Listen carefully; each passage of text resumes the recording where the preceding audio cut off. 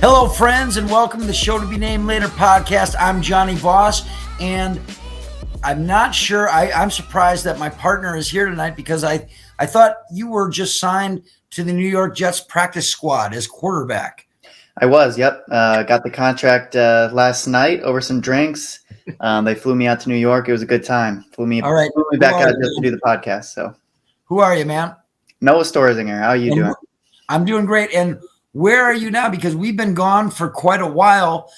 Because I didn't know you're a hurricane chaser of some sorts, or yeah. Well, I'm in Kansas City, but we had a trip to Florida, and I mean, literally within the past 3 days leading up to the trip, the hurricane popped up. I don't even remember what the name was, Adalia or something. Right.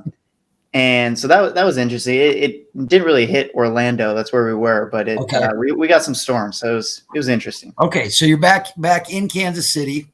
Mm-hmm. We'll get to that in just a little bit.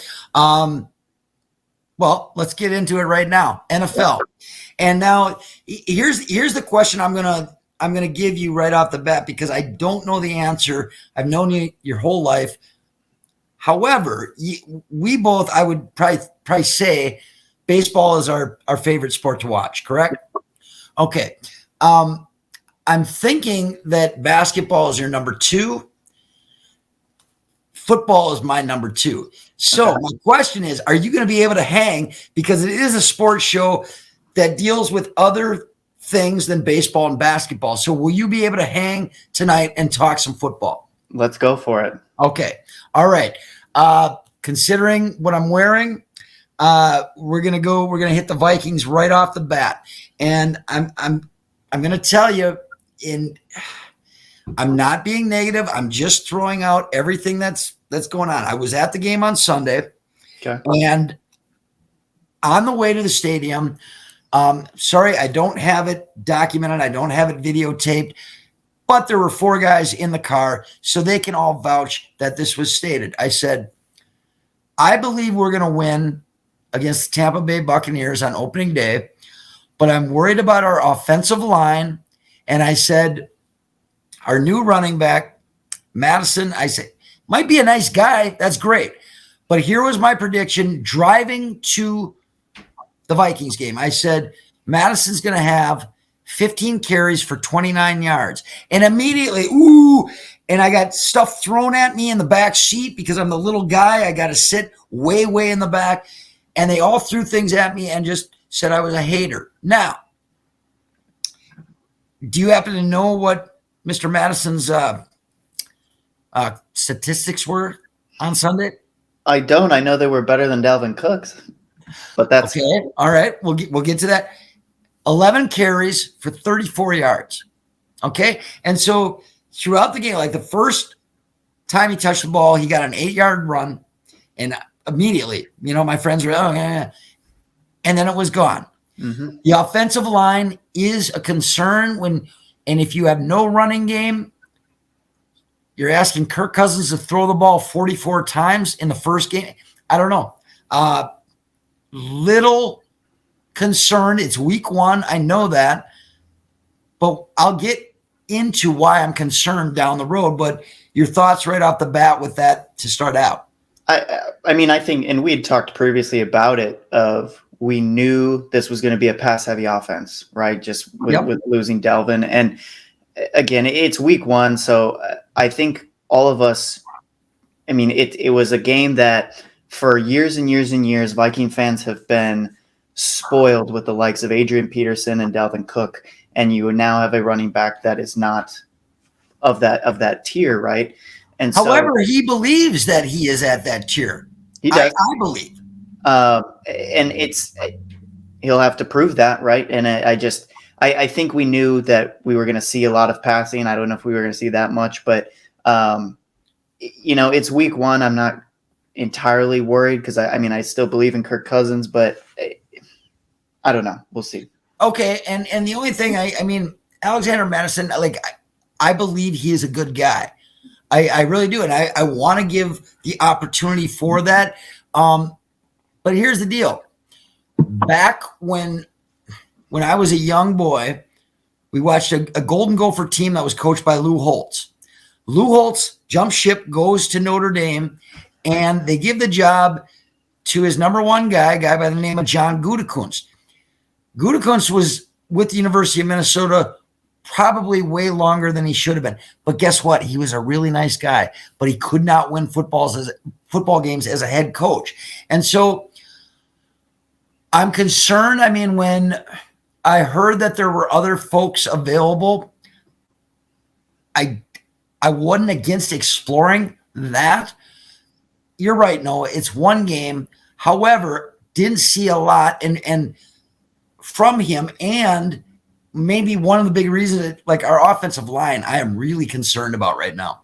Yeah, I think that was, how long have we been clamoring for a good offensive line? I think it's every year now that I've been a fan. So, I mean, you got a couple of decent pieces, but it's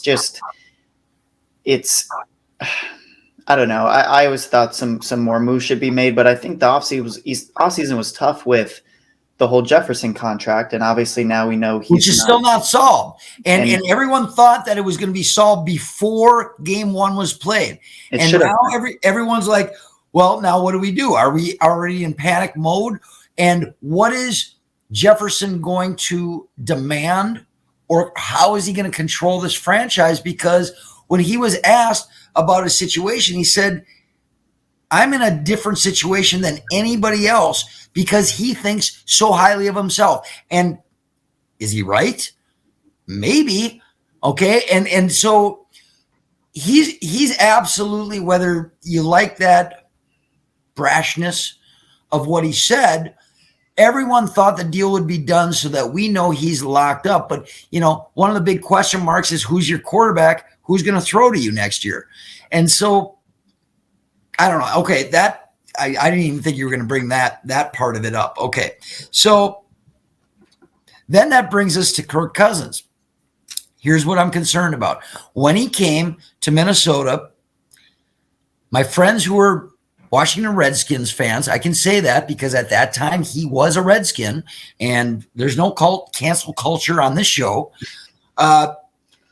Everyone said, you know what you're getting. And I said, yes, because I've been talking to you for so long as a fan. We know what we're getting. And I believe not. I can't rip on Cousins for last year. He had a great year last year. Mm-hmm. And his numbers, besides the turnovers, were not bad on Sunday, except for the fact that I'm worried that the last year Kirk Cousins is going to be a Minnesota Viking is going to be Washington Redskins Kirk Cousins, where we might be down 3 scores going in the fourth quarter, and he throws for 300 yards in the fourth quarter, and we lose by a touchdown. And I don't want the fantasy football Kirk Cousins. I want a guy who's going to lead us to that next level. And I don't know if that's going to really take shape. I don't know if Kirk Cousins is ever going to do anything except maybe get us to the playoffs, and that's about it. He's not your Joe Burrows, your Aaron Rodgers. You're like, he's nothing. He's a good quarterback. Yeah.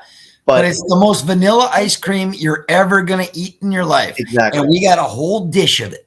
And that's why I think you look at, like, what is the big piece that brings you to a Super Bowl? And you look at the recent Super Bowl winners, and they've had good young quarterbacks. Right. And so I don't know. Is Kirk the guy? Is it, I mean, it reminds me. Is this what? Yeah, it reminds me of Pulp Fiction, the movie Pulp Fiction. When Marcellus Wallace is talking to Butch, and he says, "You know what? Take this bribe, because if you would have made it, you would have made it by now, right? If you're going to get there, then this bribe doesn't mean anything." No, I'm not saying. I don't know. And this is what concerns me about the offensive line, the lack of a running game, and what Kirk Cousins got the shit kicked out of him again on Sunday. And we saw it all last year. And I will give him that credit, man. Like, he don't miss games. Knock on wood. He hasn't missed games for the Vikings. And he gets absolutely the tar beaten out of him a lot of the time. Okay. Well, and he had a rib injury the last part of the season. Did you hear that? That he played No, I through? did. Nope, I did not hear that. And he got hit so many times. His ribs were hurting, and I mean, Well, all through the and I think playoffs. that was mentioned many times on that. What was the documentary? And they did like it was quarterbacks in the NFL, and it was Mahomes and it was Cousins, and it was like, Mahomes is like this tough guy who just wants to zing it, and then you got like Cousins going, "Yeah, Daddy gets hurt a lot on the field," Okay, but the concern is for me is that if you have no running game and you have an offensive line that did not seem to protect Cousins on Sunday, and I'll give Tampa Bay, last year they were terrible, but the year before they were in the Super Bowl, and I think they won it. Their defense isn't that bad. It's not that different from 2 years ago, okay? But if you have no offensive line, no running game, Cousins starts – what we saw on Sunday at least was him forcing things, and that equaled turnovers. Right. And that is concerning to me because I don't know if B-Flow's got this defense where we hope it's going to be. But Baker Mayfield, man, beat you. And beat you at the yep. Okay. And so that brings me to my very next point is the schedule coming up. You go into an NFL season 0-2, and you're thinking, man, and by the time this podcast probably airs, we play on Thursday night. It's a short week. We play at Philly. Ooh, we always do well against the Eagles, especially in Philly. I've been to a game in Philly. I know what's going on. And so, like I say, you start 0-2 in the season with many things concerning the Vikings fans. Now we're starting to get into, we're not in panic mode, but we're definitely in here we go again mode. Yeah, and I think it's interesting, just Minnesota fan base in general, just looking at there was already pictures of Jefferson sitting on the bench looking like he hated his life. You had everyone on the televised, yeah. You miss when you go to the game. I did not see that. Okay. Yeah, he's just sitting there like this kind of thing, and everyone's now it's well, we should just tank and trade everyone, and it's I just week one we're gonna tank already. That's what I'm saying is, well, they're like, well, it's inevitable at this point, which you're not that you're alluding to a tank, but alluding to it's going to be a tough road because this schedule isn't forgiving. And like you said, starting 0-2, like that's not an easy hole to dig yourself out of, in a short NFL football season. And you look at what the Lions did, and that was cool. But I'm not, you can't start 0-5, whatever, and then work your way back every year. Now wait a minute, because I got two things to say about I'm not going to try to cuss every time. The motherfucking Lions. Everybody, it reminds me of the Dennis Green quote. Man, if you want to crown them, crown them. But we knew who they were, and they let us off the hook. The Lions did not win that game against Kansas City. The Chiefs lost it completely. Everyone wants to crown the Detroit Lions as they can't do anything wrong. I was watching a game on NFL Network 2 weeks before the season, and they were playing a Vikings-Lions game from last year, and I was like, wait a minute, I know the Lions beat us. Is something crazy happened? What? No, and they're already like hyping, the Lions beat the Vikings last year at 13-4, and okay, the Lions didn't do anything that impressed the heck out of me. And I know the Chiefs start slow, but Mahomes is going to have to realize that he don't have the receivers that he used to have. And that was the game right there. It was his receivers and Mahomes being Mahomes and just don't have the guys. Now, that may change. By week 5, they may be 4-1. Okay. Mm-hmm. But I'm not ready to crown the Lions or Jordan Love against the Bears or anything else like that. That was, and obviously, being from Minnesota, we all have Packer fan friends. And immediately the whole like, well, who needs Aaron Rodgers?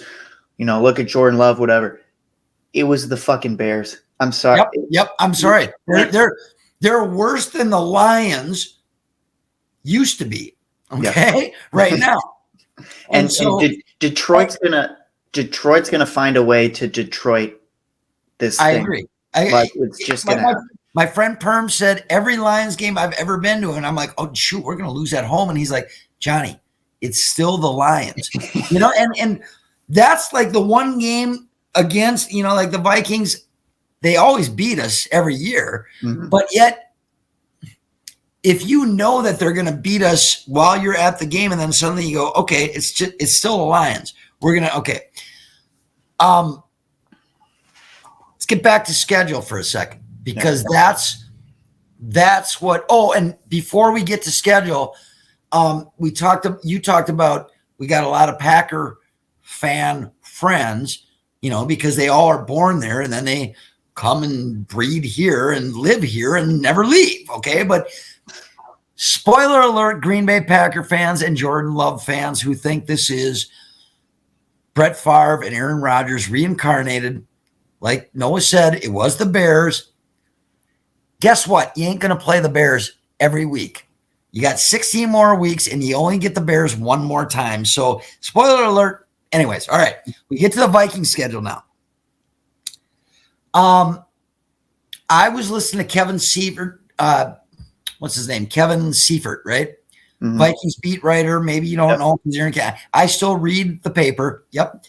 And he made a good point because I was looking at the schedule and going, I don't know, man.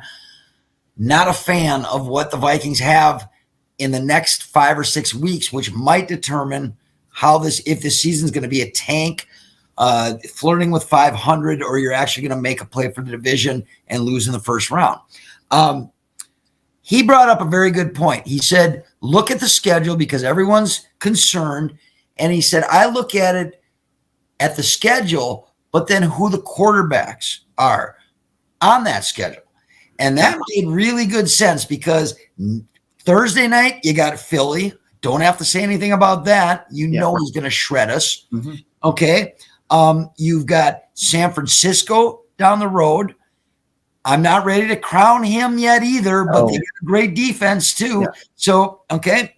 You've got Carolina with a rookie quarterback. You got Chicago. It's still the Bears. You got Los Angeles Chargers. Okay. Don't have to say who that quarterback is. And then you got the Kansas City Chiefs as well. Not in order, but that's 4 of 6 games that you go, we're playing really good quarterbacks. And to piggyback on what Kevin Seifert said was the quarterback we faced last Sunday was Baker fucking Mayfield. Okay. Now, I didn't expect Baker Mayfield to even be playing NFL football at this point. That you talk about anointed.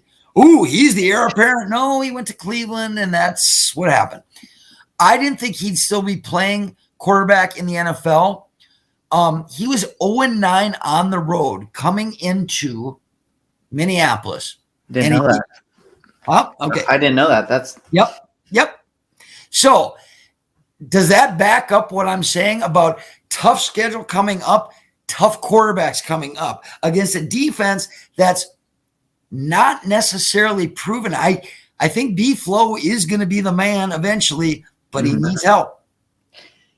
Yeah, that's I mean, Baker Mayfield, where was he last year where he had a couple the Rams, right? Yeah, a couple decent, like 2 after Stafford went down, he was with the Rams, correct? Yeah. And we were out of the playoff picture, I believe. Yeah.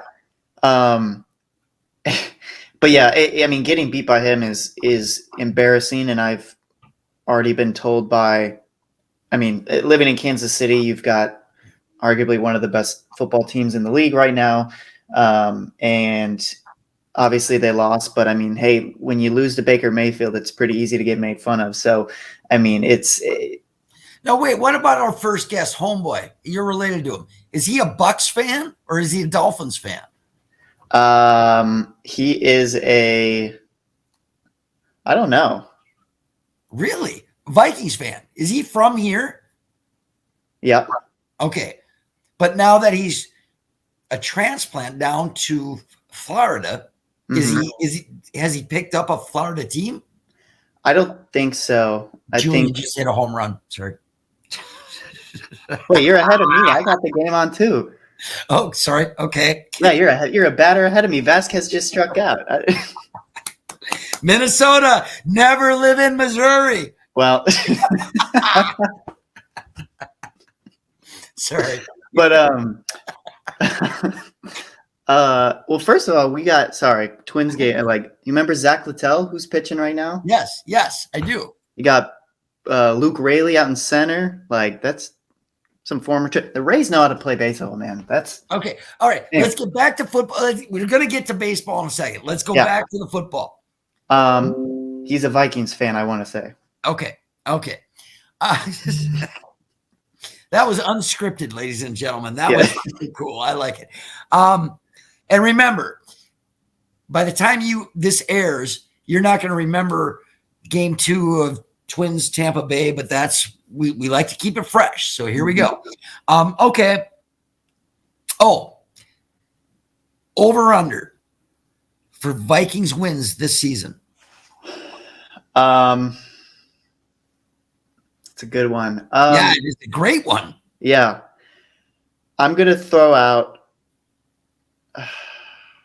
what did we go last year? 13-4? 13-4. I'm going to say we go, oh man, 8-9. That's what I said too. Yeah. That's what I said too. And like I said, I'm not being negative. Okay. I'm just, I tell stories and we'll get to that in a second, but no, let's get to it now. I tell stories and my students, because I'm a grade school teacher, they always say, well, Mr. Voss, you just made that up. And then days later, they'll come back and they'll say, actually, I checked that, Mr. Voss, and you were right. Okay. And so I don't say these things to make anyone feel bad. I'm a teacher. I love to educate, and that's it. And so I'm going to match Noah. 8-9 is the best the Vikings are going to do this year. And the last thing I'm going to leave you with the Vikings, because it makes me feel bad to say it, but I have to say it again, because I love to educate. I was at the last Vikings game last year. I was at the first Vikings game this year. It was the same vibe. Okay. 13-4, going in and playing the Giants, and you think this should be easy, not easy, but we're gonna get to next week, right? Mm-hmm. Same with Tampa Bay. I was like, this one should have been easy. Mm-hmm. And it was the same thing. It was this feeling as you're watching the game at the stadium, you're like, they're not going to win this game. And the feeling was the same leaving the Giants game last year as it was on Sunday leaving against Tampa Bay. Everyone's got their head down. No one's talking. People are pissed off. And so my point with the Vikings is that they were 13-4 last year, and I really thought they had a shot at least doing something in the NFC. Yep. Nothing. The team is not even close to what we had last year. So I don't have a lot of faith of them, seeing the Dallas Cowboys in the second round of the playoffs. Don't. My hot take is that 8-9 is still going to be good enough for playing for the division title. I agree with that. Like, yep. I don't. Yep. The Bears are going to finish last. I think Green Bay finishes third, and I think it's Detroit and Minnesota who. I agree. I agree totally. Yeah. So it'll be sad, I think. But well, now speaking of Green Bay, okay, so that was our Vikings take. But speaking of Green Bay, they had a Monday night game just last night. Did you happen to catch it? yeah, so now you texted me and said, hey, podcast tomorrow. I said, great, yep. And then I proceeded to have multiple drinks. And drunk Noah saw Aaron Rodgers. What did he tear? His Achilles. ACL? No, it's Achilles. Yeah. And oh my goodness. I mean, we all watched Zach Wilson running in, and I'm not that you're celebrating, someone getting injured, but I mean, for all the shit that he's done to Minnesota and the beef between Packer Vikings fans, like I don't know, he's kind of a dick too. Right. Okay. So yeah, that's exactly what. See, now I don't know if you know, I'm a Christian, so that means I don't wish any specific harm on anybody. Okay. But to me, I was like, couldn't happen to a better guy. And I don't like to say that. I'm never going to wish anyone to be injured or hurt or anything like that. But what you said is exactly right. He's kind of a dick. And my deal was with Aaron Rodgers, I'm like, so everything you do in your career is going to be what Brett Favre did. You're going to be an MVP. You're going to be obviously the best quarterback in the league multiple years, play on these incredible teams, and only win one Super Bowl. And then after you do that, you go to the New York Jets. It's the same and nothing. The Jets are a cursed team all the way across the board, like the Timberwolves. However, the Jets still have a Super Bowl world championship. The Wolves don't. But I couldn't believe that Aaron Rodgers went to the Jets. The only other way I would say the Jets would be a job I would take is that if Cleveland Browns, okay, that's the only way. Like, well, you could play for the Browns or the Jets. I take the Jets over the Browns any day and twice on Sunday, okay? But I couldn't believe that he went to the New York Jets. And then think about the build up. Everybody, like, I think they were on national TV like 6 times this year, which are all going to get flexed now. Yep. And so think about all this build up if you're a Jets fan, and it lasted 4 plays, folks. 4 plays. And it was like not that it was the same caliber. Also, how did Carlos Correa just miss? Anyways, so do you remember when Gordon Hayward signed with the Celtics? Yep. And it was 4 minutes in. Yep. Not that because I mean Gordon Hayward is when he was with Utah, I wasn't a fan of him. Except, did you respect his game? Like, absolutely. Okay. Absolutely. And so would you ever say I don't delight in anybody having misery, but if there was 1 million people in the world that happened to, and it happened to Aaron Rodgers, I would go, well, out of 1 million people, Gordon Hayward, I don't think out of 1 million people, Gordon would be a guy that would be like, well, karma, bitch. Yeah. Right? Yeah. I think it's just, you have to, no one will understand, I think, our point unless you were a Vikings fan. Not that many people that are fans of other NFL franchises are watching, but Vikings fans understand that Aaron Rodgers has been a pain in our side for years, decades, and it's to see him go down was, I don't know. I don't want to say nice, but it's just. Well, I don't think that it's even just Vikings fans or Bears fans. I don't care about the Lions fans because they don't, like Charles Barkley said, doesn't have to be a rivalry when one team actually wins in the competition. Yeah. So right? So I don't think that the Lions can play in this one, not maybe this year, but I don't think it's just Bears fans or Vikings fans that don't like this guy. Yeah. I think he's dug his made his bed, dug his grave, whatever. There are a lot of people that have nothing to do with football that think he's kind of a chooch. Yeah. What do you think? Well, yeah. And I mean, I think there was the whole thing with COVID and everything that was crazy. He just didn't handle that well. Then he was experimenting with, hallucinatives. Okay. Doesn't matter. I think that he's burned enough bridges where, sure, everybody, to me, it's like driving by an accident. I don't like what I'm seeing there, but I got to watch because something's going to happen.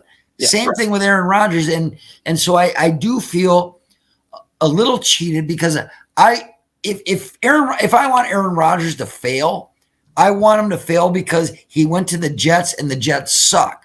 Not because he got hurt in play number 4, but you know what? It's still New York. I don't feel bad for Jets fans, and I don't, because I don't have any love for Jets fans or New York. So there it is. What do you think Zach Wilson does this year? I don't know. I've heard all kinds of crazy stuff. I've heard, well, they should be interested in maybe luring Jameis Winston. Why is that guy even relevant anymore?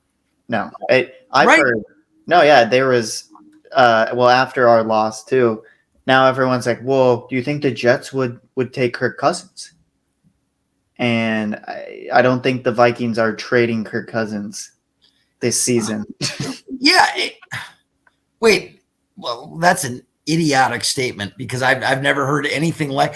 I heard guys that, and here's the thing, man. Like, maybe you could get, like, we talked about Baker Mayfield, and like, I never thought I would ever say Geno Smith's name again, but there you go. Okay. So, but here's the deal with Aaron Rodgers. That's it. He's done. It wasn't, we should be concerned about this season. His career is over. He snapped his Achilles at 40 years old. I don't think he's coming back for the NFL ever again. And maybe I'm wrong, but at 42 years old, would you really take that chance, Noah? Well, and for the Jets, like, right. It's how, wasn't it Klay Thompson who snapped his Achilles? How long did it take him? Almost 2 years.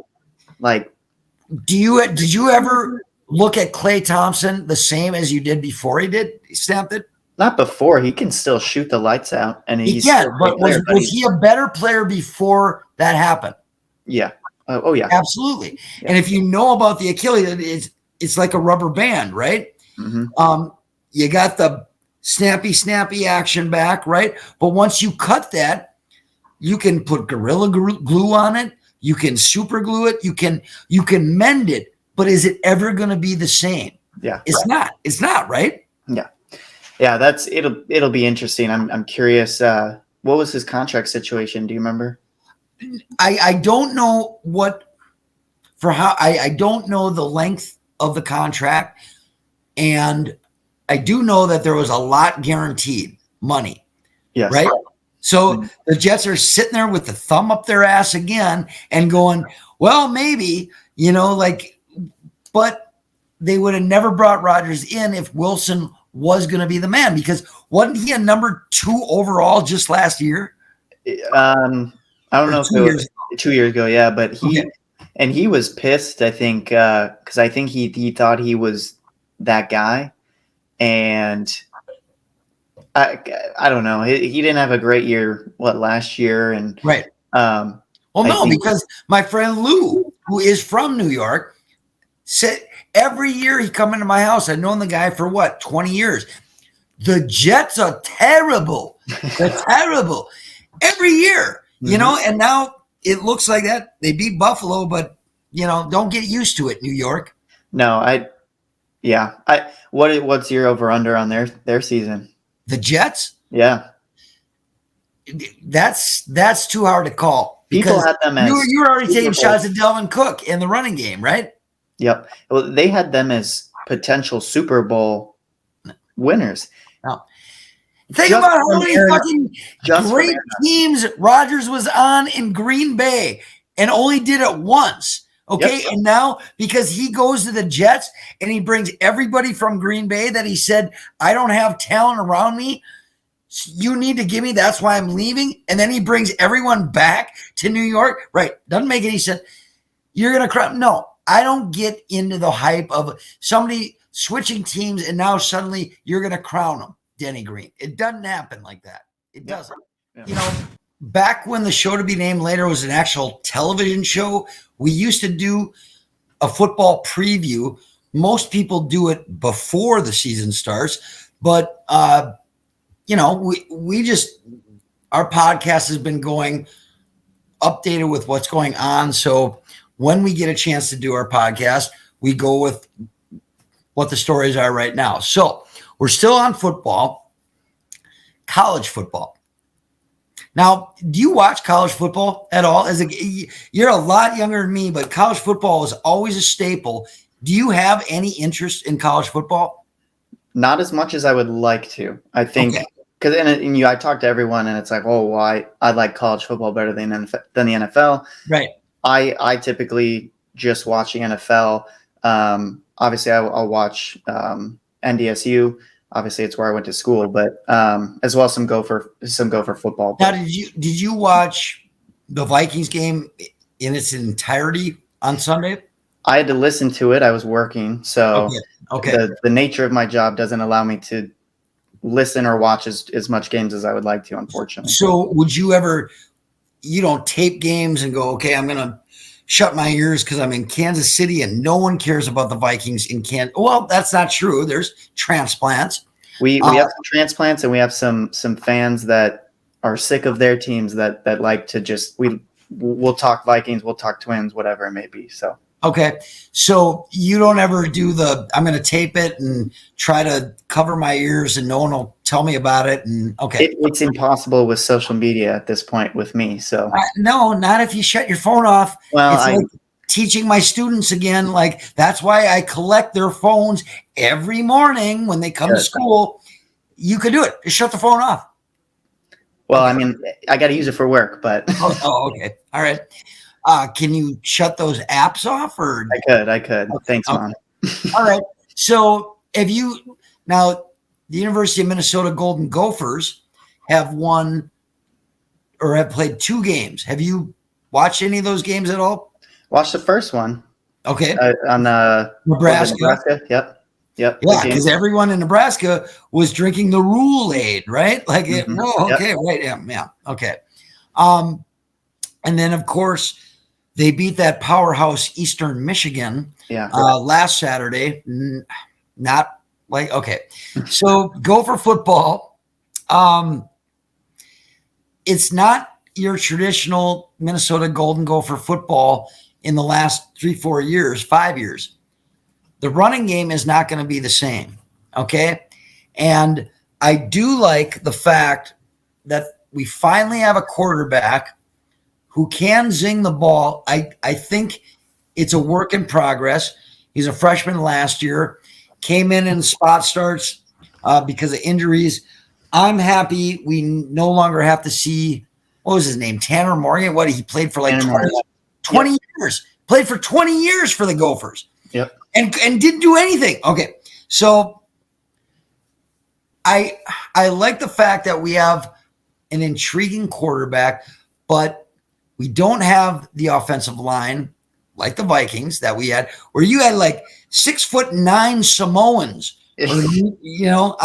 Okay, we don't have that. We don't have the running backs that never translate to the NFL. Okay, because I believe what the Lions cut Ibrahim, right? Yeah. So, shit. What happened? To the number 9 hitter. I don't get that. Okay, so the Gophers are 2-0 right now. However, I looked at their schedule, and last night I was, I'm a nerd.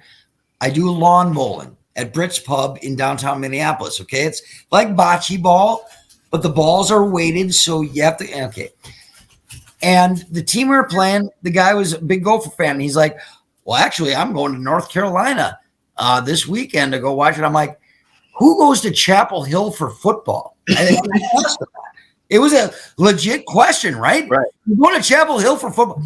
Now, University of North Carolina is ranked number 20 in the country. Okay. So I'm looking down the list of opponents for the Golden Gophers. And I don't know. I don't know if you look at the schedule. I don't know how much you know about Minnesota football, but what's your over-under for wins for the Gophers? Do you have one? Because I do. I don't. I'm curious what yours is. 5. Really? Okay. And now I got to pull this schedule up. Please do. Can you do that? Do we have enough time to be able to do that right now? And and you read down, and I'll critique every single game. There you go. Okay. You already have number 20 North Carolina. That's the next game. Mm-hmm. I do not see that as a win. So now we're going 2-1. Okay. Okay, we got Northwestern. Should beat that team 3-1. Right. Louisiana Raging Cajuns. Raging Cajuns, which I have a T-shirt from, 4-1. Okay, and this is where it stops.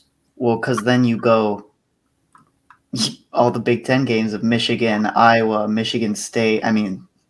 Illinois, right.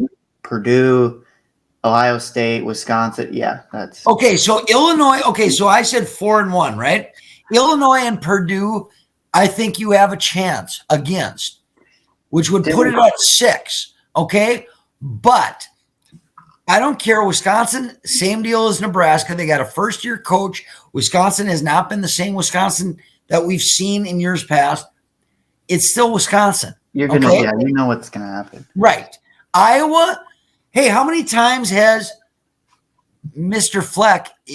And I say that because is that even the same guy? Have you seen the plastic surgery? And no, really. Now I have to look that up too. Like the same guy, and I will only give Perm credit to that because I didn't even notice that until last Saturday. He said, "Now I don't know. This could be a Seinfeld thing." He said he got hit by a what do you call him? What do you call the pulley? A bungee cord? Bungee cord on his boat. Hit him in the face, and he had all this surgery. Now, I'm taking this as what a friend said, but if you look at PJ Fleck from when we first got him to Saturday, Perm was right, dude. It doesn't look like the same guy. Anyways, okay. What's PJ Fleck's record against the University of Iowa? Do you know? How many wins? Does he have any? Yeah. He doesn't play well again. Okay.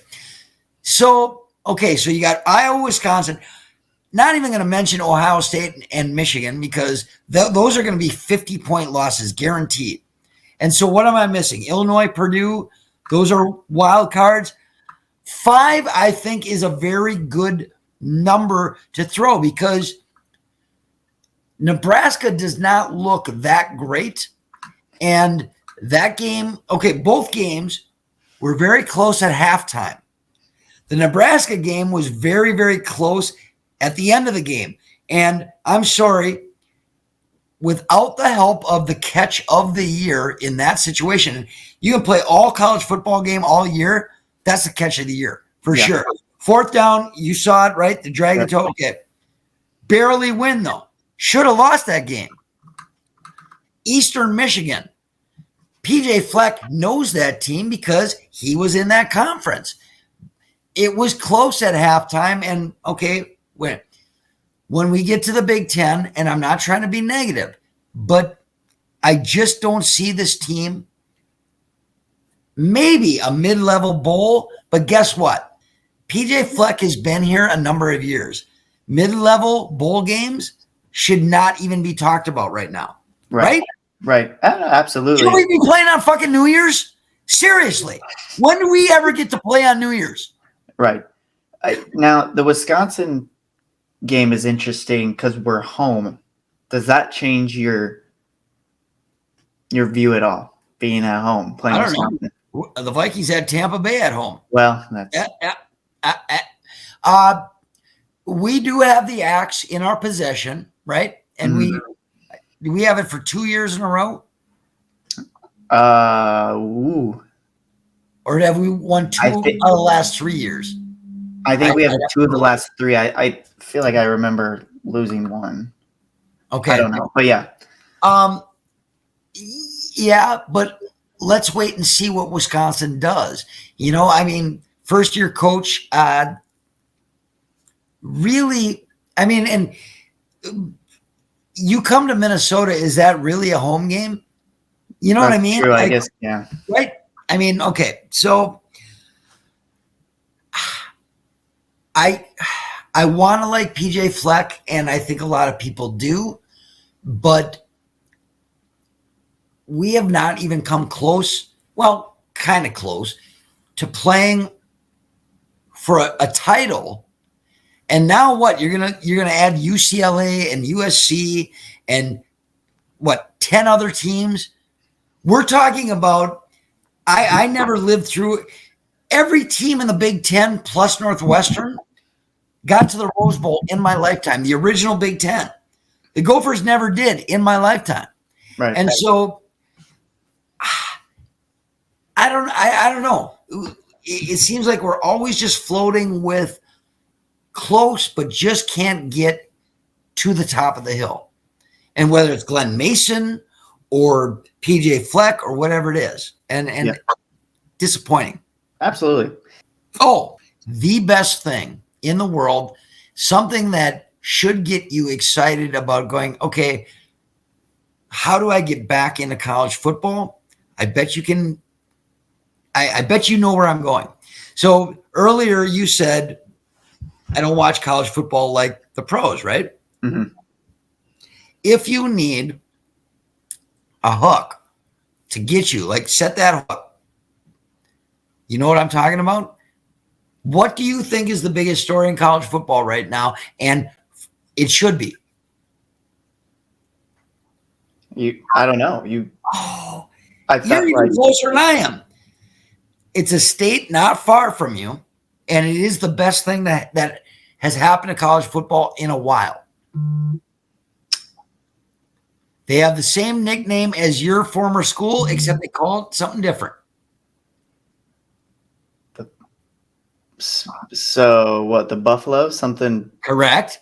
Do you know what the university near you is that has the Buffalo as a nickname? It's not one state over, but I think it's 2. God, you're making me look bad. Prime time. You're making me look so bad. I don't know. Because you're young. Prime time. Colorado.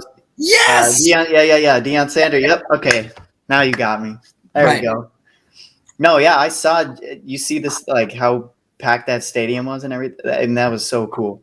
I am telling you, Deion Sanders is the best, and I am biased because everything Deion Sanders, I've watched his whole career. Okay, and there's a difference between cocky and being a chotch, and being cocky and going, I like that cocky. Okay, I watched Primetime's entire career. When he got drafted number 5 overall by the Atlanta Falcons, and the first thing I thought was like, because who drafts a defensive back number 5 overall with all the hype? And all I saw when he got drafted, I was like, every gold dealer in Atlanta is going nuts right now because they just got paid, right? Yep. This guy has always been able to talk the talk, but then he did walk the walk. Okay. He always says, this is how good it can be. And he always backs it up. Okay. You're talking about a guy that when he was in Atlanta didn't have great teams, but MC Hammer was on the sideline because they were bros. Okay. And okay. Then he would go to places like Dallas and San Francisco where Primetime wasn't a great tackler, but he didn't need to be because guess what? Nobody threw to his side of the field ever because he was that good. Now, he goes to Colorado from and an HBCU, right? Historically Black college university. Everyone said you cannot transfer Jackson State to a Power 5 conference, Colorado, right? He goes from there, brings his kids with him. The turnover, I believe, Colorado had one win last year. Yep. The turnover, I believe, on the team was like 80, something like 80 young men, at least like 68 or 70 scholarship players, right? A one-win team. And he goes in to TCU, which is a top 20 team that played in the national championship last year. Yep. And said, I already know what's going to happen. And I couldn't wait for that game to be played. I went to the state fair, I believe, that day. I taped the game, came home, and I had to watch it like it was fresh. Every time I thought, okay, TCU took the lead. Nope, his kid did. Like, then they played Nebraska. Talking about the Gophers, I'm like, well, how do you think the Gophers would do against Colorado? They used to be on our schedule. They were on our schedule the last 2 years, and we beat up on them. I don't like, because like you saw what they did in Nebraska. Primetime said, this is what we know we can do, and he did it. Now, it's 2 games. Fine. No, I'm not going to crown him. He's not the national champion, but I never watched Colorado football ever. Well, right. No, it's not true. I did, because there were some players back in the day in the early 90s. Maybe you heard about a guy named Cordell Stewart / heard the name. Eric Bieniemy, who is a running back there. Okay. Maybe not. He's a coach now. Anyways, the only time I watched motherfucking University of Colorado football was if they were playing the Gophers. I've watched 2 Gopher games, 2 Colorado games. Okay. And I do believe Deion Sanders is one of the best things going in college football right now. And I feel sorry for you, Noah. And here's the reason. You don't know about Deion Sanders as a player. This is a guy who, we had Bo Jackson, who tried football and baseball. Bo Jackson got hurt and never played football again, played baseball. He had a good career baseball-wise, but he was never the guy that you saw running up the wall to catch balls or breaking bats. He just wasn't the same player. Then Deion Sanders comes around, and this is a true story. I don't know if you know this. He would play for the Falcons, and then the helicopter would take him to a World Series game, and he'd play with the Braves. It was the craziest thing.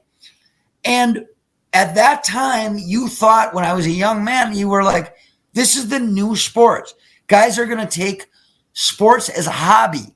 Right. Play one and then just go, you know what, for kicks and shits and giggles, I'm going to go play baseball.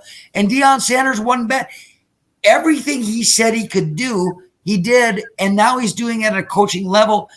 Playing the game and coaching is different. And being that successful, I just love it. I know I'm biased, but Deion Sanders is the shit, man. He is. No, he's like, I don't know if you saw some of those like intro meetings he had with his players. Did you see any of those? Some. They were intense. Intense. Like they were, and it was, I mean, it was like, you're either here or get the fuck out. Like, right. It was really interesting. There were a lot of comments too that I read of like, oh, that's not how you should go about it, whatever. And I completely disagreed. I mean, it's just, I'm sorry. Well, that's what I'm saying though, is the, and we've talked about it multiple times on the podcast of like, I've only had really tough coaches that pushed you. And that's not, I don't think that it would be very hard to find that now of the stuff that we were doing. Even, you mentioned my middle school basketball coach, who we were doing stuff that like more than high school teams would do in practice. So it's you respect. The key is with that, you have to know your players to know who you can push in that manner. Now, I love your brother, who also played for the coach we're talking about. I could maybe go at Noah that way, but I might not go at your brother that way. And so you have to know who you're coaching. But when you walk into a place, you say, no, it's my way or the highway. This is how we're going to do it. You either buy into it or not. Right? Or, yeah. Okay. Yeah. And not everyone likes it, right? I mean, it's especially in today's world with a lot of, that's where it gets tough. And that's kind of what I miss. And that's, I don't know. I love that. I love that. Just the hard. I do too. And, I was listening to LaTroy Hawkins talk on K-Fan, and this was a while ago. This was maybe even a year ago. And I like it. I do too. And later, way down the road, we're going to get into LaTroy Hawkins. That's another story. Anyways, he was talking about now I believe he's from Gary, Indiana. And I don't know if he played in Gary or in closer, like, to Chicago. But he was talking about, because I think he was really good at basketball as well as baseball. And he said his basketball coach in high school come in and they actually physically assault them. Now, I'm not saying do that, but you're talking about that same kind of mentality, maybe not with your fist, but with your words and knowing what you can get out of somebody in that manner, correct? Well, and to your point, it's not playing basketball. I specifically remember this one moment. It was a championship game, not a state champion. It was some tournament championship game. I'm an 8th grader, but I had missed maybe like 3, almost like point blank layups at that time. Timeout happens, and my coach grabs my jersey, pulls me close to him, looks me in the eye, and yells, "Put the ball in the basket." Right. And I ended with 28 points that game. Okay. It immediate. It's not to your point of like, it wasn't an assault, but it's like he knew this will work, and obviously it did. And in sports, in life, because I always get accused of being too emotional or maybe being a chotch. And what I come back with is passion. I have passion. Okay. If I'm in my classroom and I go off on a kid, it's not because I don't like the kid. It's not because I feel like, well, I got picked on when I was a kid, so now I'm the big guy and they're the kids. And so now I can just say whatever. I have a passion for what I do with my job.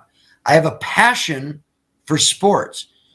I've coached as well. And there were kids, like you say, that in anything else, how to get a fucking bug up their ass to do what they can do.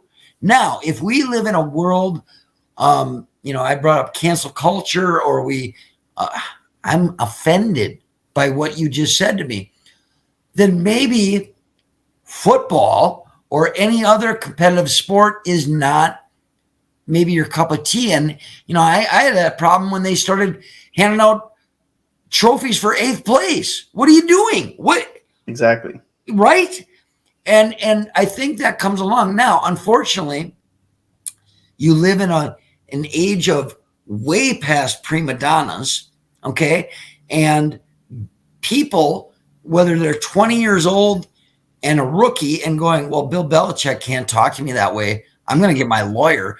No, he's your boss, so he can do anything he wants. Not hitting people or racial slurs or anything like that. I'm saying I believe that has been lost, and that is why I think the NBA is a joke right now, because you don't have the same discipline that you had 20 years ago, 50 years ago, whatever it is. Right. Did you see the James Harden thing? No, I didn't read because I can't stand James Harden. So I was like, I don't even want to. Okay. Explain. So we talk about prima donnas and the whole and it was nothing about how he was treated, but the whole mentality that I guess every NBA superstar deserves the world. and James Harden had re-signed with Philly in the promise that he was going to be traded. I don't know if you so during the offseason he re-signed, whatever. And finally Daryl Morey says, no, you know what? I think we feel good with you on our team, and we're gonna run with you and Embiid and everyone. So right. Because, oh, by the way, James Harden's under contract, right?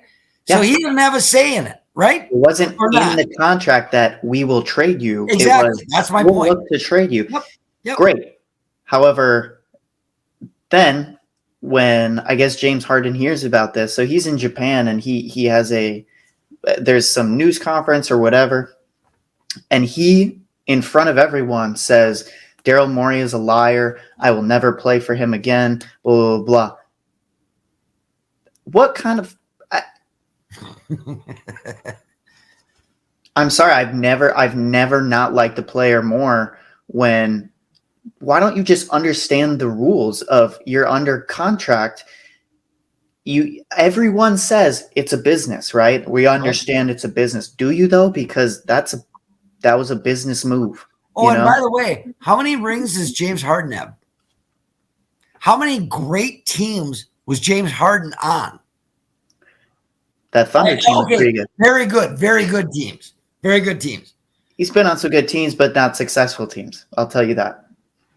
Is James Harden a reason for that? That could be a whole podcast. Absolutely. Okay. Absolutely.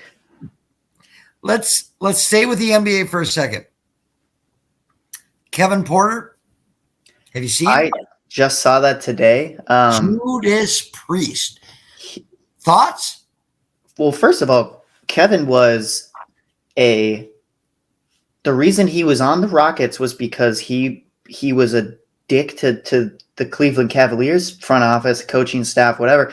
And he was a lottery pick, and Cleveland said, get out. And they traded him for a second round pick that never even ended up becoming a second round pick for Houston. And sure, he had some good moments in Houston, but that guy was a menace. He was not raised right. He's a bad person. That. Yep. Bad person. So what I get a kick out of is because I just saw it on SportsCenter that he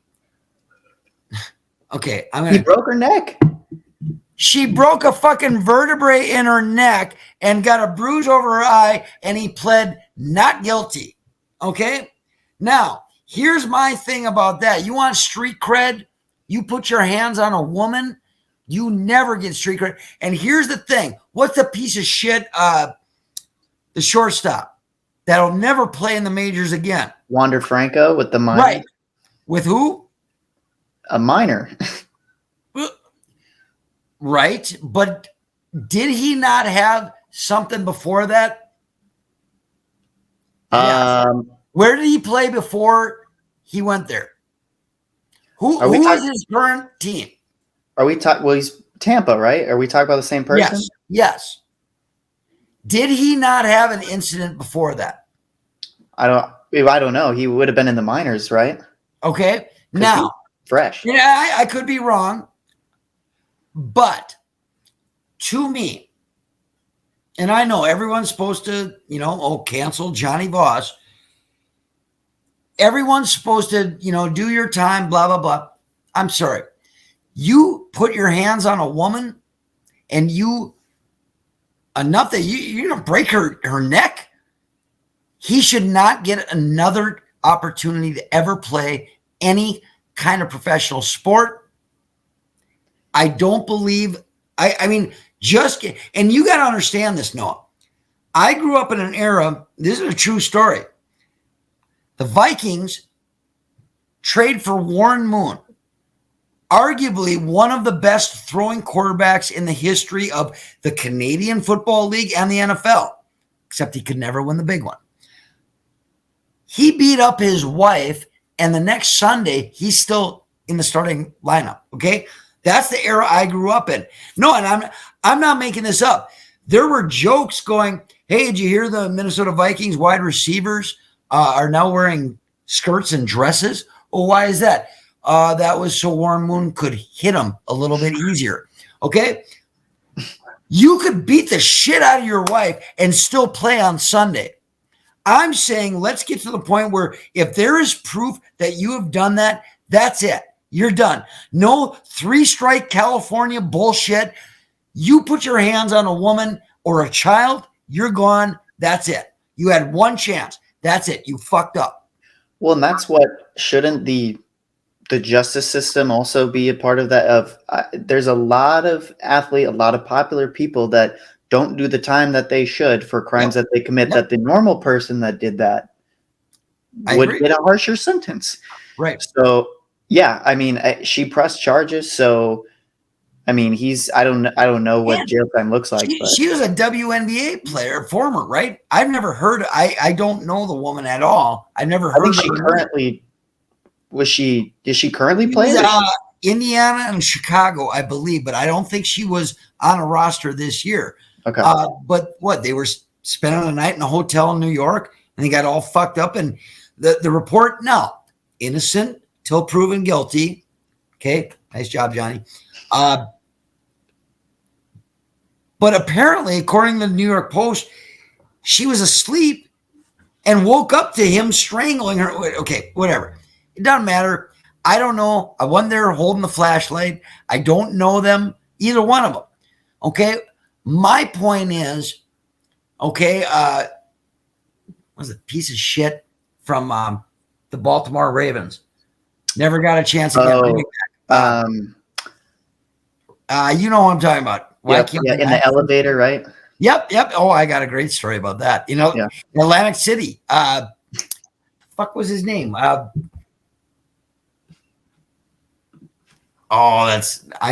apologize. Well, I can find it here. Please do, because I got a great story about that.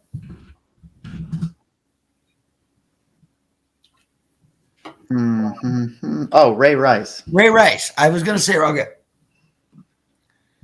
Ray Rice, I think he did get another shot, I think, right? Another team signed him, but it never lasted. Now, I don't believe in cancel culture. I don't believe in completely erasing somebody. However, if you're a dude that puts his hands on a woman or a child, I think that is one time that you can get erased. Okay. Now, interesting story about the Ray Rice deal. I had a buddy, this true story, I don't make stuff up, who had been with the same girl for a long time. He said, I'm going to go to this big fight in Atlantic City and I'm going to propose to, and she's going to become my wife. And I was like, oh, that's great. That's great, man. So then I was thinking about it and I was like, now wait a minute. He's in Atlantic City where the Ray Rice thing went down.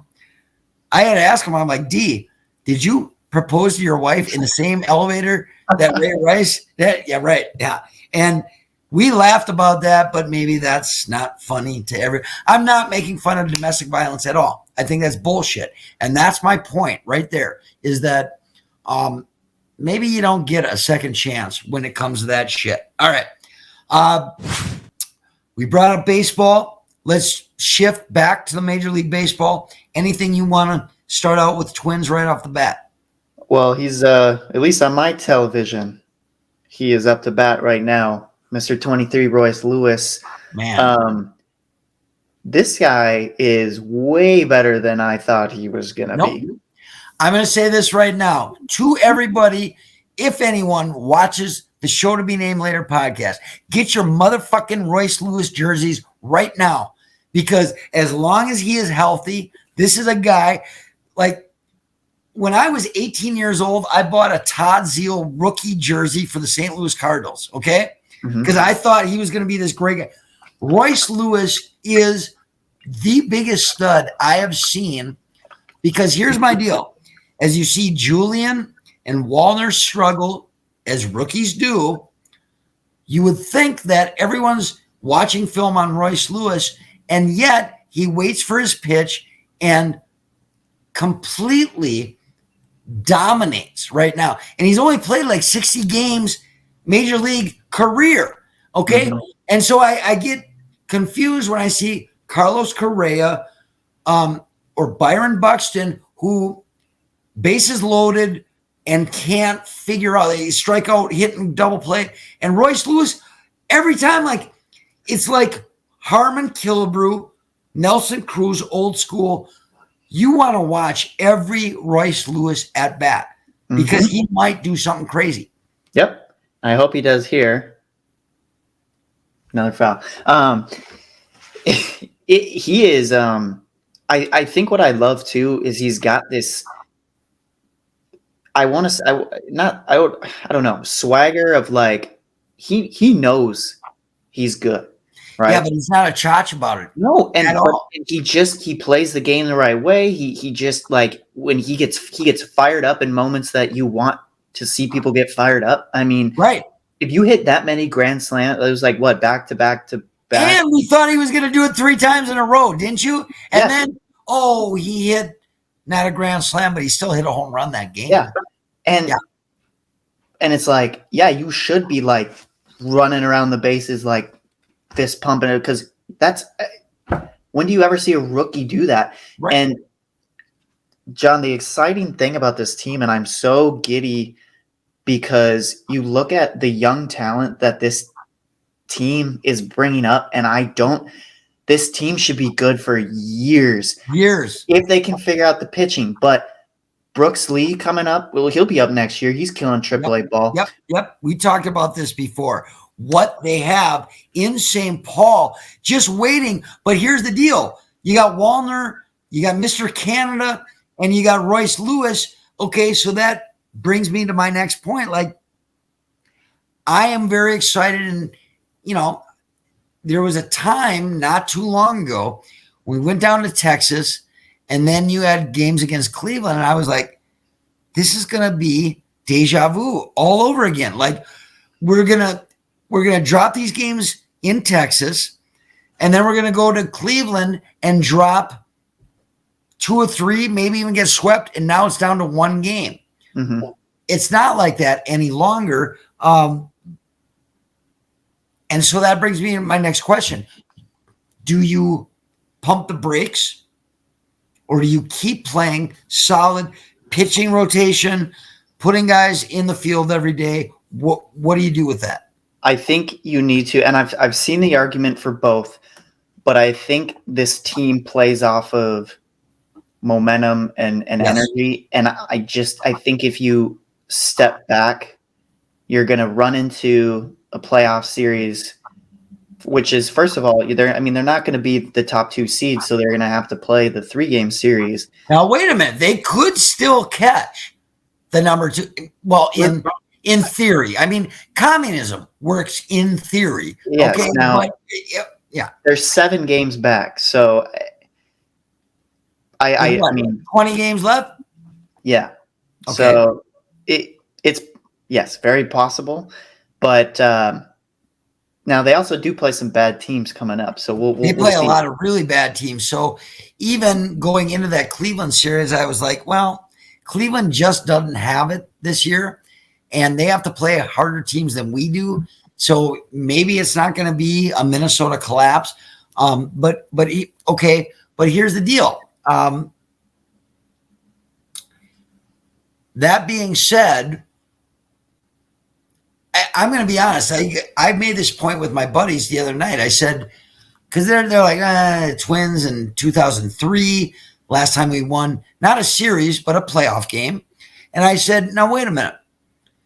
It only matters how you go into the playoffs.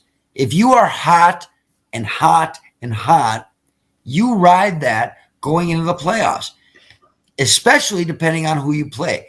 There's only one team, actually 2 teams, that are going to make the playoffs this year. One in each league that I don't want to play, that scare me. Can you guess those 2 teams? One in the American League, one in the National League. One should be very clear. Well, so nationally, I'm saying is Atlanta. I don't want to play absolutely. They look like a superhero. Oh, batting first, Superman. Batting second, Batman. Yep. Right? Okay. So fine. We have to get to that point first. So forget that. Yeah. American League for me is Houston. Yep, that's it. I was talking with my good friend the other day, and he's like, "Well, what about Tampa Bay?" And that's who we're playing. And I'm like, you know what?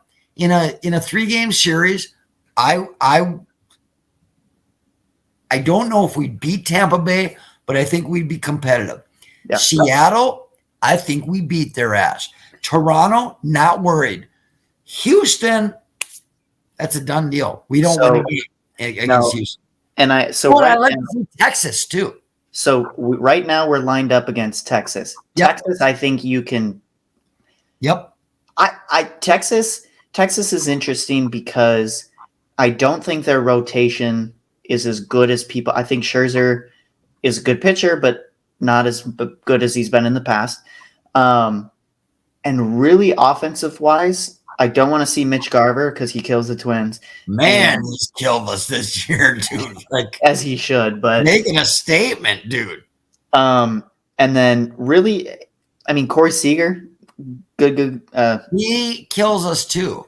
But other than that, yep, that's it. I mean, I don't want to jinx anything if we end up playing Texas, but I think at home with our rotation, and I think if we've been playing good ball to end the year, I think I would love to see Texas in the playoffs. I would actually think that we might have a shot winning that series against Texas. Now, you brought up rotation. Right before we started tonight, I was watching Bally's, not the it used to be what, Fox Sports North. It wasn't the Bally's, Tim Laudner, what's the weird, LaPanta, not those guys. It was the National Bally's deal, right? And they said top 3 American League, National League, top 3 pitching rotations going into the playoffs. Were we on there? Your thoughts? What? Oh, I thought Can you give me what are your 3 teams that have the most solid pitching rotation going into the playoffs? Did it American and National League combined? Yes. I hope they didn't put Texas on there. Nope. Okay, good, because that's a group of mid-level arms, in my opinion. Let's see. Atlanta's got to be on there. They are on there, and I'll agree with that. Yeah, but I didn't agree. I give maybe number 2, didn't give number 3, and I'll tell you why. But go ahead. Atlanta was, and by the way, Atlanta was their 3rd choice. This is why Bally sucks, and they're going bye-bye. Okay? Yeah, no, that's true. Were the Twins on there? No, never made it. Never made it. Didn't even talk about them as on the bubble. Didn't even talk about them. Did they throw Tampa in there? Nope. Okay. This is why Bally's fails. You can't put Houston in there. Did they put Houston? They did not. Okay. The Dodgers? No. Okay. Going into the playoffs, Philly? No. Milwaukee? No. I'm just naming every playoff team at this point. Seattle. And that I would give them Seattle number 2. I would give them Seattle. I'd give Atlanta 1, Seattle 2. To me, I'm not being a homer. I'd give Minnesota a run for the money. You're not going to believe who Bally Sports said, and this was their number 2 choice. And it hurts because I'm a Twins fan. Baltimore? No. Think old Twins pitchers. Well, I was thinking Kyle Gibson, but right. Yeah. Oh, Toronto? Yes. And said how much of an asset motherfucking Jose Barrios is going to be to the Toronto Blue Jays in the playoffs. Yeah. I'll take anybody on the starting rotation, middle relievers, in St. Paul over Jose Barrios right now in his career in the playoffs. I'm sorry, I will. Right or not? I don't remember. So has he thrown playoff games with Toronto? Yes. Oh, that I'll have to look. I think he's had to have. Now I have to look that up too, because he's having a decent year though. Decent, not great. Not that you would say Toronto has a better rotation going into the playoffs than the Twins do. I'm sorry. Okay. No. So Kevin Gausman is your one. Obviously. Barrios is probably your two. Who's your Hyun-Jin Ryu? Is that your number 3? Or because Alek Manoah just got sent down. Did you see that? Right. Trash. What I am saying. Chris Bassett? Yes, the ex-New York Yankee. That's their number 3. And that's what they're it just makes me angry because Minnesota never gets credit ever. No. He has never thrown. Well, hold on. He's never thrown a playoff game for the Blue Jays. Barrios? Yeah. Well, hey, Canada, welcome to it, man. We already know as Twins fans, and guess what? You have him 175 years after we had him in his prime. So good luck with that, fuckers. Okay? Yeah, seriously. No, it just made me angry. And that's why, I already said it, that's why Bally Sports is no longer going to be around.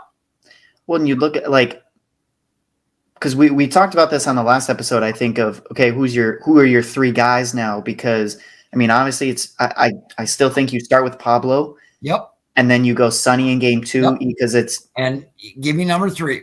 So I said Kenta. Back then. Who do you say number 3? Because Joe Ryan is. Thank you. What? No. We've been 2 for 2 so far tonight, man. You trust Joe Ryan right now? He's only given up 2 runs against Tampa tonight. Yeah, in 4 1/3 innings though. And last week he went 4 innings. Oh, but welcome back, Mr. Castro. I'm so behind. I love it. He's healthy. I love it. Did I not tell you, Willie? The team would not be where we are without Willie Castro. Or Solano. It went right. I know it. I know it. We're still on the Minnesota Twins now, and I got to say this because you or our viewers, if anyone watches this podcast, might be confused about what I think about Byron Buxton. Now, did we talk about this before when they were talking about Byron Buxton coming back and playing center field, not for the Saints in rehabilitation, but coming back and playing center field for 2 weeks and then the playoffs, right? Did we talk about this or not? So the last time we talked, we were saying how he's done. He's done, right? And we'll stand by that. So, I remember I sent you a text of, "Hey, Buxton's playing center in AAA today." I remember. Do you know what happened in that game? So, let's go with this because I've talked about this many times about a bill of sales that the Twins organization sold us, knowing he was never going to play center field for the Twins this season. I knew it. You knew it. We all knew it. But, deep down in places you don't want to talk about at parties, no one was saying it, right? However, how many games has Byron Buxton played in center field for the Twins this year? Right. How many games has Byron Buxton played for the Twins this year compared to last year? The same. Yeah. It's the same. Right. So as much as I asked for him to be put in center field, in June, in July, in August, you're going to wait till September to tell us that you're going to send him down, bring him back up the last 2 weeks, the coldest hitter on the Twins in their lineup, And we're going to put him in center just to see how it does, because that's what everybody's been asking for. And this is what we've been saving for all year. Now, my nephew Noah texts me. He's back in St. Paul. Okay. He makes one routine catch in center field his first game. Second game, he strikes out twice. Done. Never heard anything since then about him, right? Strikes out twice. And guess what? He was on the IR for what injury, Noah? Do you remember? Well, the first, he's got so many now. The reason why they took him off or out of the lineup and put him on the IR and then sent him to St. Paul, this last one. Was it what was the injury? Huh? Was it the hamstring? Hamstring. Why is he on the IR right now? His knee, right? Yes.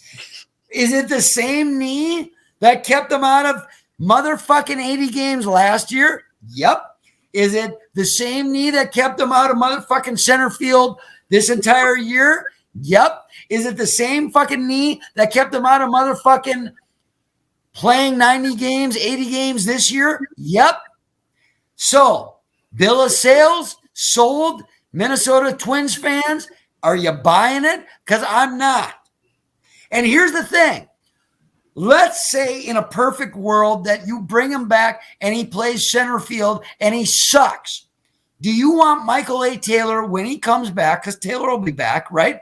Mm-hmm. That's something you can go to Vegas and put chips on, that Taylor will be back and playing center field. If we go to a playoff series, do you want Michael A. Taylor out of the lineup? No. Because here's the deal. Julian would have to DH, right? You got Kirilloff, who is back now. Kirilloff at first, Polanco at second, Correa short, Royce at third. Okay? Whomever you want a catcher, center field got to be Michael A. Taylor. Because if Buxton's playing there, that means that you have to play Wallner and Kepler to get the bats going, right? So Julian would have to be DH, which means Michael A. Taylor is odd man out. I'm not comfortable with that. Your thoughts? He needs to, yes, absolutely. And we're at this point where for as cold as he's been all year, AAA, like all these rehab stints, whatever, am I comfortable, even if we're playing a team like Texas, am I comfortable with him coming into a postseason game cold? Absolutely not. Right. Give me Michael A. Taylor. Put him on the 60-day IL so we can create a 40-man spot, call someone else up who can actually produce, and we'll figure it out next year. He's done. Like, you need to be done. I agree. And this is where you might be confused, because I've been calling and begging and demanding that you play him in center, but now's not the time. And why is it that a guy that I never made it past single A? Why do I know this? Why do we know this? Why does every Twins fan know this? And you're trying to put, I don't get it. I don't get it. And you know what? Here's the last piece of the puzzle, because I can say when I'm wrong. Joey fucking Gallo isn't Joey fucking Gallo anymore. He's Joey fucking Gallo, right? Right? You're not even talking about Joey fucking Gallo getting an at bat, I don't think, unless we're up 10-zip. Well, no, like out on 4 pitches. Yeah, I mean, it was nice when Kirilloff was out. He could play first, and you threw him in the outfield, whatever. But I am glad we didn't make T-shirts. We didn't do some of this stuff, because that would have been a bullet to bite. Because it is. I don't know why he's still on the roster too. And he still has 20 home runs this year. Well, it's like what? Here's the deal. Michael A. Taylor has got 20 home runs this year, right? And who's leading the team? 21, right? Is it Kepler? Got 21? Which, can we talk about Kepler for a second? Because I will say, I was looking at some stats. Guess who? Okay. Max Kepler's OPS on the year is very, very, very close to a certain former Twins OPS. Can you? Oh, Luis Arise? No. Max Kepler's OPS is maybe about 50 points short of Luis Arraez, who's hitting like 320 on the year. Okay. Well, that's where I was going to go. But Max has done this in 2 months. Like, he's done it after the All-Star break. The worst thing for me, because I'm old and gray and white or whatever, not the bad white, the hair. Okay. I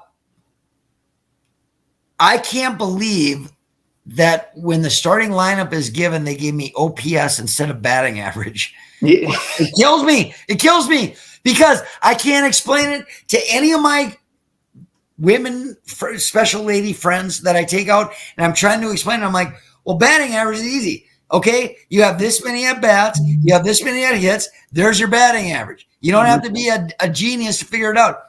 I don't get OPS, and I don't know what the ratings mean. Okay, so I'm going to ask you, what's Kepler's batting average to Luis Arraez's batting average right now? It's got to be like 100 points, right?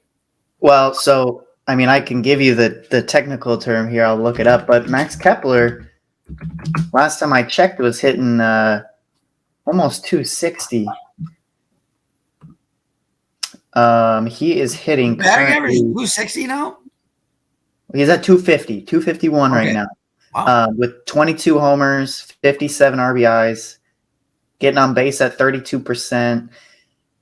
Do you know what OPS is? Yes, but it doesn't. You remember that stat? Okay, like, so my buddy Perm, I bring him up a lot, but his dad used to get pissed when they started the category of saves. He thought it was a made-up category, and I understand it. I embrace it because I lived with saves my whole life, pretty much. Yeah. Remember when they gave what was that stupid stat? I think they might have even stopped doing it now. It was for the setup man. What was it called? Holds. Yeah, was that it? That was the hold was before the save, right? Yeah. Do they still do that stat? That's a made up stat. No one cares. Like, it's like Canada. It's a made up country, right? Yes. Okay. So explain for all of us uneducated, what is OPS? OPS is your on base plus slugging. So you've got your on base percentage, your slugging percentage. Combining that gives you, hey, this guy is not only getting on base, right?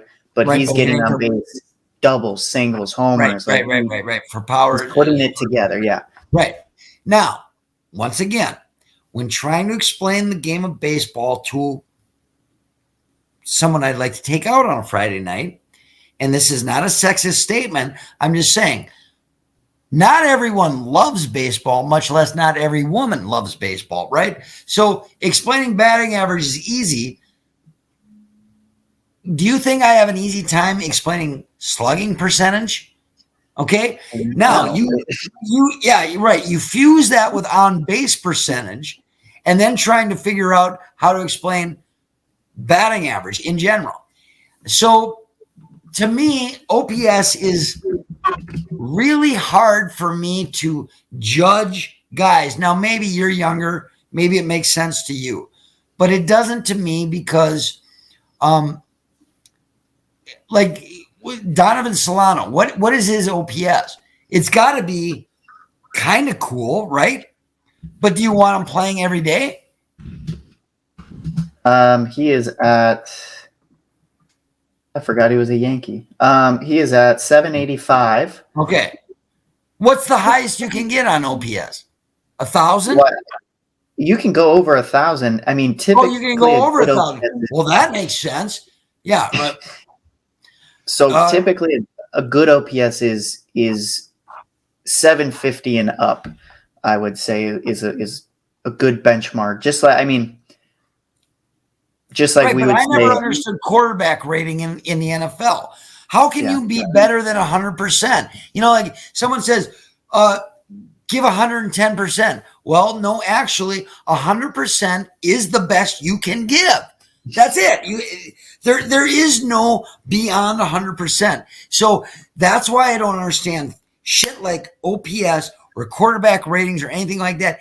Give me something in concrete that I can go, oh, okay, that makes sense. 2, 4, 6, 8, 10. Oh, 2 times 5 is 10. I get it. I think really what you're trying to, because yes, batting average is like, I think about Moneyball, right? And in the whole analytics of the scene where, hey, why do we like this guy? Because he gets on base, and you look at on base percentage, easy stat, batting average, easy stat. OPS, you can look at it as an easy stat of, we need someone who is going to get on base and drive in runs. So you can look at RBIs, but if you look at, let's say, Joey Gallo, for a guy who's going to just do that, his OPS is going to plummet. Whereas, what is Joey Gallo's OPS? Oh my God, probably like 600 something. Wait, is that high? Because he's got 20 home runs, but he has more home runs than singles. So but an OPS under, he's at 741. That's actually a lot. Oh, you know why? Because he walks a lot. Yep. So gotcha. Once again, for those who are not educated, made up stat. That's what we're talking about right now. It's a made up stat. Okay. No, I'm not going to get that from you. Okay. It doesn't matter. There are a lot of stats in there that I'm like, okay, now we're just stop. Like, but OPS is a pretty like, there's OPS plus now that I don't even know how to explain. Like Joey Gallo, I'm looking, he has an OPS plus of 100. I don't really care. I'll look at the normal on base batting average, OPS, easy. No. And it was something that you brought to my attention that I brought with my old friends. And I was like, Noah says, like, win-loss record for pitchers. It ain't even a thing anymore. And my buddies were like, he's right. Okay? That's a stat that's not made up. How many times did you win a fucking game? How many times did you lose? That should be a number one stat for a pitcher. I'm sorry. I still like it. But when I'm looking at, does it hold as much weight to, like, I'm not going to turn away on a guy that maybe he won 10 ball games, but he lost 10 ball games, because it also really matters on the team that you're playing for. And that's why it's gone away. Think about Jeff Samardzija with the Cubs. You remember some of those years where he was a great pitcher, and when he got traded to Chicago, the other Chicago, his ERA was under 3, but he had like 10 losses at that point on the year. He pitched amazing, but his team never gave him any runs. Well, but sorry, that's how the game of baseball works. And my point is, when you add stupid rules like extra innings, what if you had a relief pitcher who went 10-0 in extra innings because he faced 2 batters? Okay. I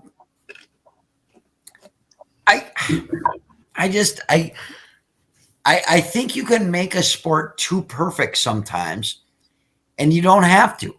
You know what I mean? What is it? Keep it simple, stupid, right? Yep.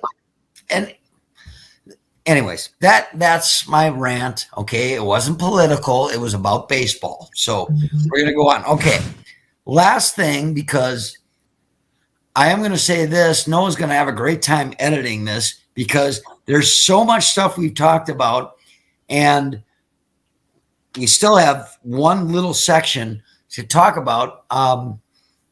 He's going to have to pick through the choice nugs, of what he wants to, I guess, air on this edition. Okay. Fantasy football. Are you a player? Yes or no?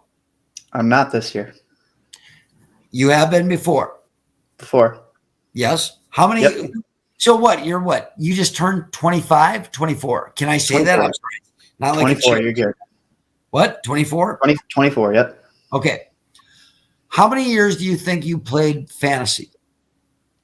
Fantasy football or just football? Just football. Yep. I've only done 2 years of fantasy football. 2 years. Why did you not do it this year? Well, quite honestly, my job takes so much out of, like, it's even hard to do the podcast, but I mean, it's right. Obviously, because we haven't been on in 3 weeks. If you had the time, would you do it? absolutely. Okay. You're a fan then. You're saying you're a fan of fantasy football. Okay. Yep. So remember, I'm a teacher. I like to educate. And I am not in any way saying fantasy football is a bad entity at all. This is the advice I'd like to give folks, everyone included. If you come into a room of people who do not play fantasy football, shut the fuck up. Okay? Nobody wants to hear anything about your fantasy team. If you are at someone's house watching the Vikings and you've all come together not to talk about, you want to talk football? Yep. But no one cares about your fantasy football team at all. Now, I like playing fantasy football until a certain point in my life where NFL football was not enjoyable because of fantasy football. And I'm not saying that for anybody else in the world. What I'm saying is I don't want to hear about it, okay? And the reason being is because I watch football now. I could watch any NFL game that was on, okay? Just like baseball. I can watch anything. But it ruined it for me when I was like, oh, the NFL Network, the Red Zone, these are great if you're a fantasy football player.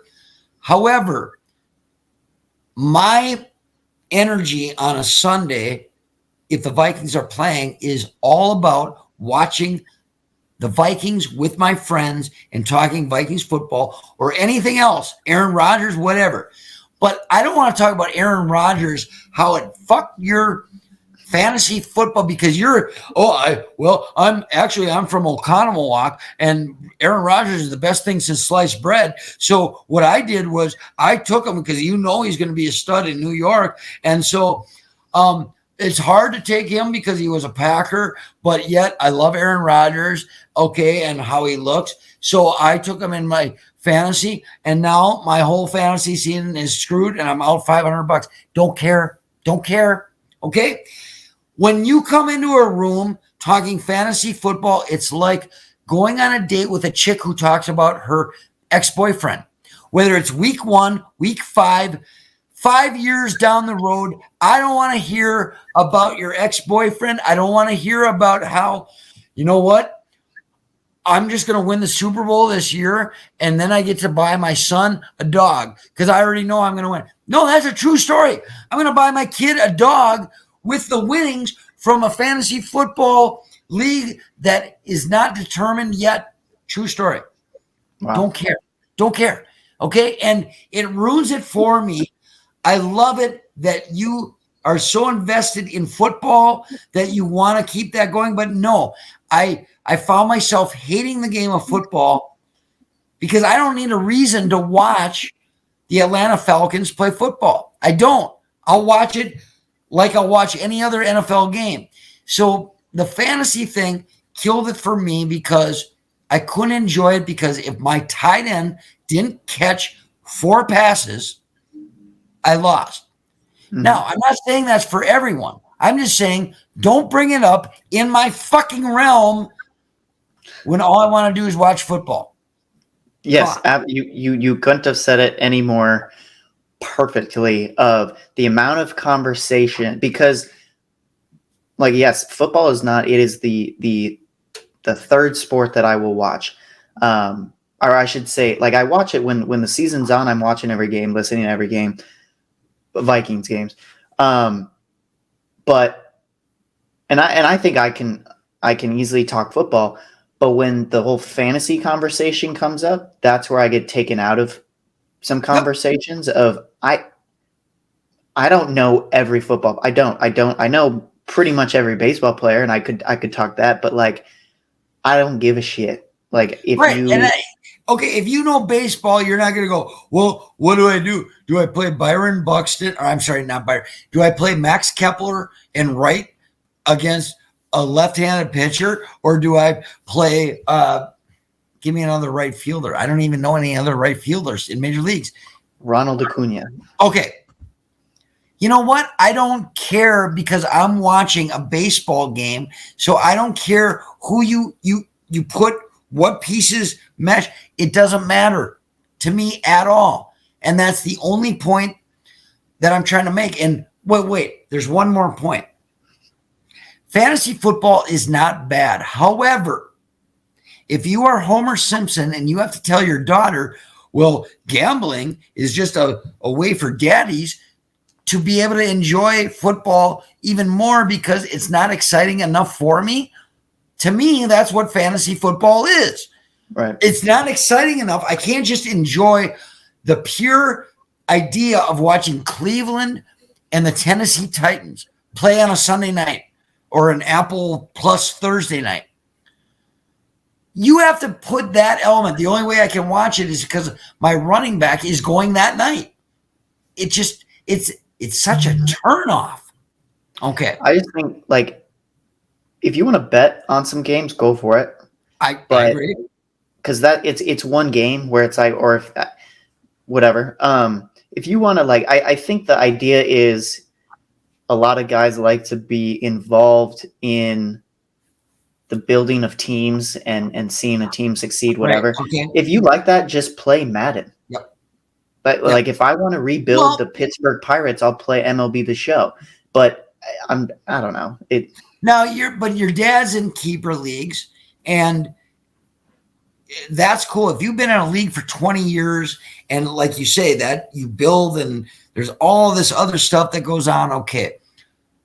But when I talk to your dad, who I have the utmost respect for, he'll say, I've got this guy, I've got that guy, and that's great.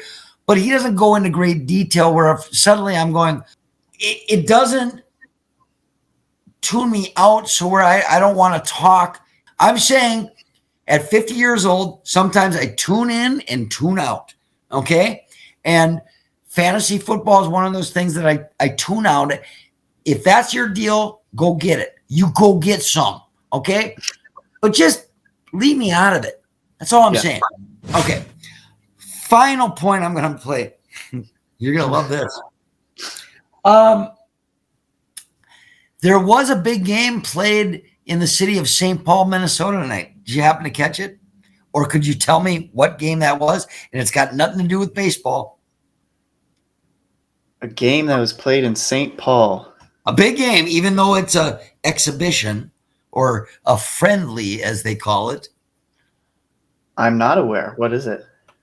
United States men's soccer national soccer team is playing Oman at Allianz tonight. And I was just wondering, it's a friendly, which means it's, like playing the Cincinnati Bengals in preseason. Okay. Mm-hmm. But it's a big deal because Allianz was built with the idea of being able to bring, they did have a qualifier, a World Cup qualifier game there. Then they played it against Honduras when it was 30 below zero, which I never understood why they did that. It's a pleasant night in Minnesota tonight. It's a friendly. I believe it's on, is it on ESPN? Hold on. It's on either ESPN or Fox Sports. Anyways, Fox Sports 1. No, it doesn't matter.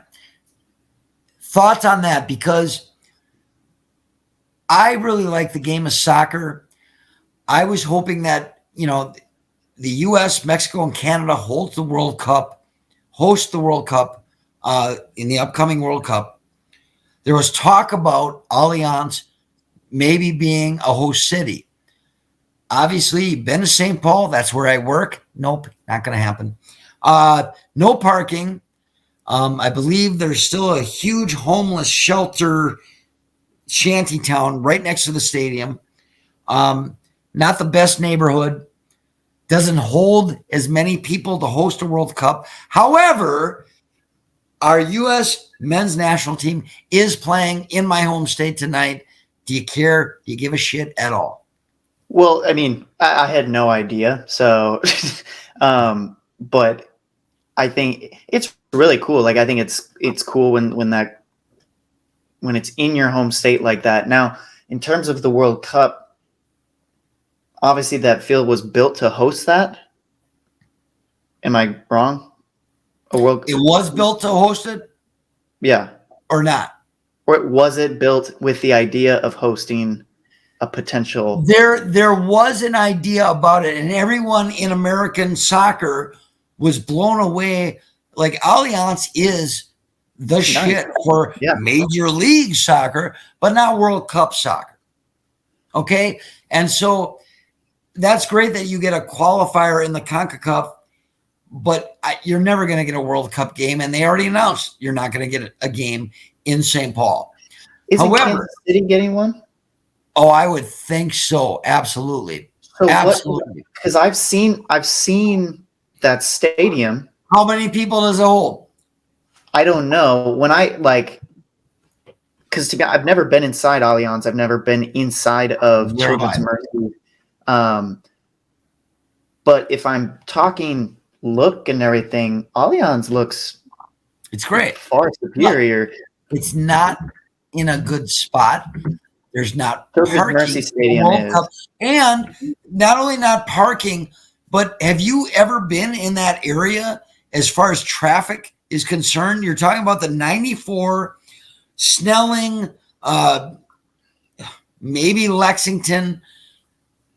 It's not an ideal area for the kind of traffic. Not just car traffic. I'm talking about international traffic. You could never get it, I don't think, there. Yeah. How much seating is at Allianz? Do you know? I thought it was 40,000. Wow. Allianz here is, or the Children's Mercy Park here is 18,000. Right. That's what I'm saying. Hold on. I'm going to look it up. Oh, capacity. Huh. Allianz field capacity, 20,000. 20. Okay, that's so 20,000. That's like the Met Center. That's like Target Center. That's like XL. And so that's why now, here's the thing.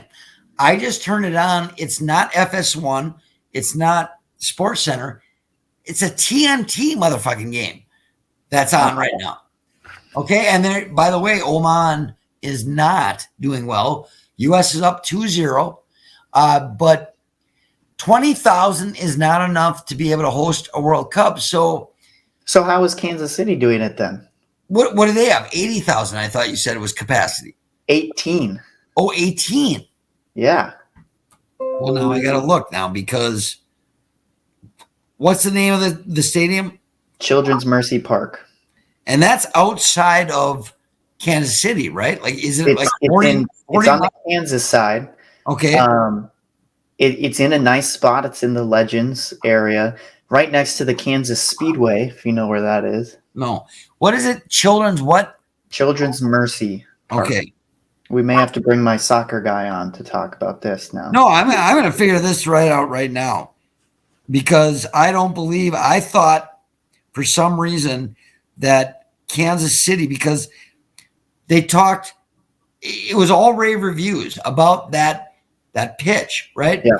Just like Allianz. But if you can't, okay, here we go. Kansas City selected as host site for 2026 FIFA World Cup. Yeah. Yeah. So now, are they playing it? Now, wait a minute, though. You're talking about a sport that 100,000 people just hand over fist, give you money and go, we're going to go. I can't believe that the World Cup is going to host a venue that's only got 20,000, which means Allianz could have been in the mix.